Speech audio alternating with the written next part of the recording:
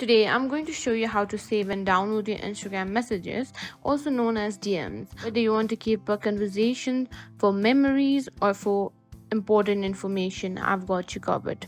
First, let's talk why you might want to save your DMs. Maybe you had a meaningful conversation with a friend, received important information, or just want to keep some funny chats. Whatever is the reason, it's always good to have a backup. Now let's jump into the first method, using Instagram's built-in data download feature. Here's how to do it. First, open the Instagram app on your phone. Now, from there, tap on your profile and then tap on the three dots. Now go to privacy and security.